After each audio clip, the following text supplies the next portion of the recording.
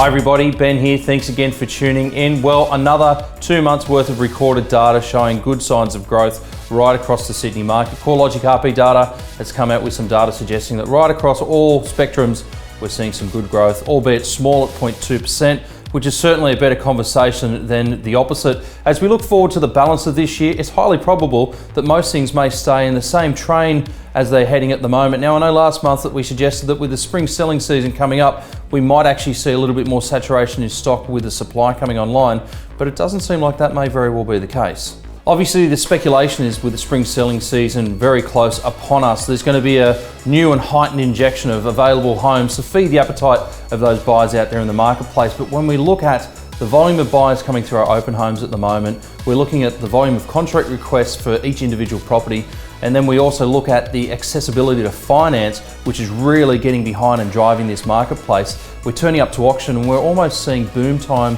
auction-like environments where we're getting competitive bidding, multiple bidding, and large numbers of people bidding. So it almost seems that even if we do get a good injection of property, it may not outstrip that buyer demand, which is probably going to keep prices continuing sailing in a northerly fashion moving towards the end of this year. Now, there's already speculation out there that we are at the bottom of the market. I guess the next few months we'll really see how that performs and how that trends. Obviously, the RBA is putting a magnifying glass over the cash rate at the moment. There's certainly some things going on in the background around inflation and also in the retail sector at the moment, which don't seem to be performing as well as they would like. But I guess these are some of the implementations that the RBA is putting into place just so that part of the marketplace will continue to bubble along. Now, this brings us down to another interesting part of the marketplace at the moment, off-market listings. This seems to be the new flavour of the month, the new word that seems to be hot on everybody's lips right now. And look, we get it, off-market homes are certainly a process which everyone has adopted for many, many years. It certainly isn't a new process. Now, I get it, I live in a busy family household, and the idea of selling a home quietly with very little disruptions is certainly an attractive motion.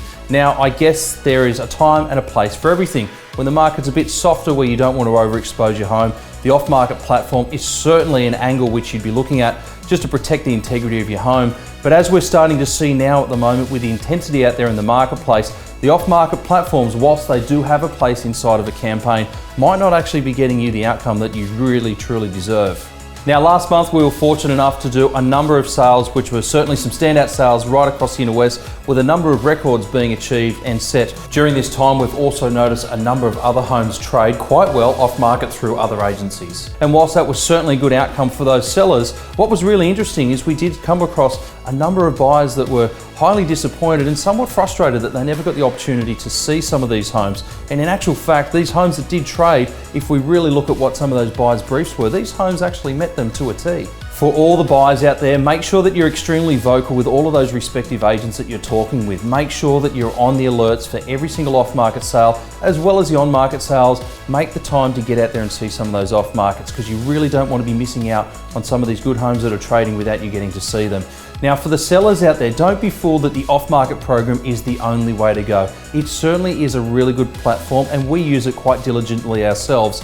Now, what's important is to tailor that into a program. The information and data that you'll get from that buyer pool is going to be very fruitful in terms of your campaign, just to ensure you hit the market right in that sweet spot in terms of pricing points.